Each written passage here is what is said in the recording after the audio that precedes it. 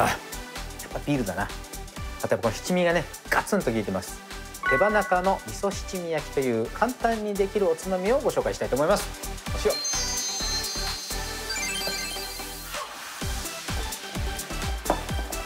トースターで焼いていきます。よいしょ、入れてトータル12分ぐらいじゃないかなって感じですね。うまい。やっぱ味噌で焼いてるんで結構こってりしてますね。でも身の方は割とさっぱり食べれるんでバランスがいいですね、すごくね。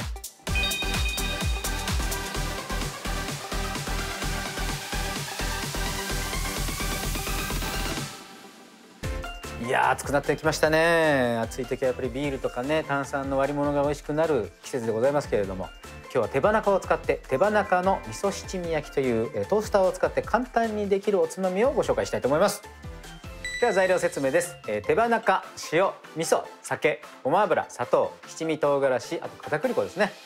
じゃあやっていきますよ。本当にね簡単でございましてですね、お塩、まず鶏には塩、揉む。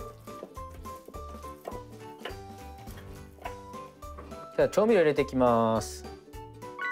味噌、酒、砂糖、七味唐辛子、ごま油、混ぜます。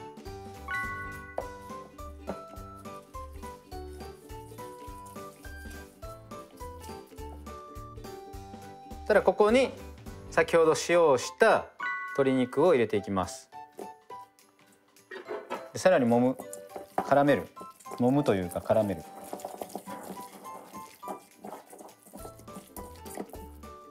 こんな感じで10分置きます。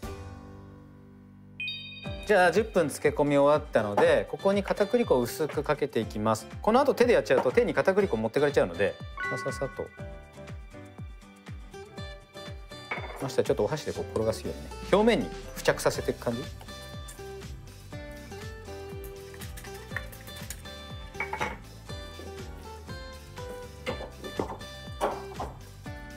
感じかな。そしたらバットに皮目上にして並べる感じですね。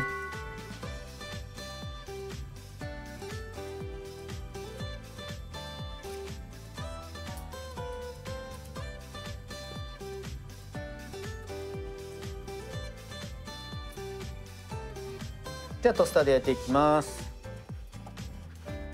よいしょ、入れて10分、とりあえず10分かけてトータル12分ぐらいじゃないかなって感じですかね。あと入れとけば焼けますから。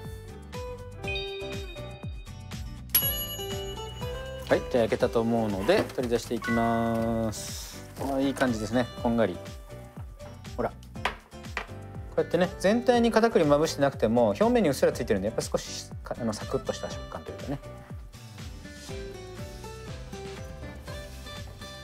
香ばしい味噌の匂いがしますね。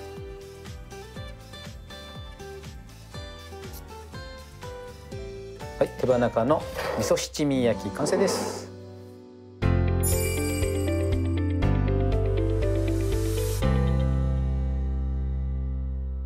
じゃあ熱々をいただきたいと思います。手ですね、これはね。いただきます。うまい。やっぱ味噌で焼いてるんで結構こってりしてますね。でも手羽中自体すごい脂の多い部位ではないので、皮のところはねちょっと脂ありますけど、身の方は割とさっぱり食べれるんでバランスがいいですね、すごくね。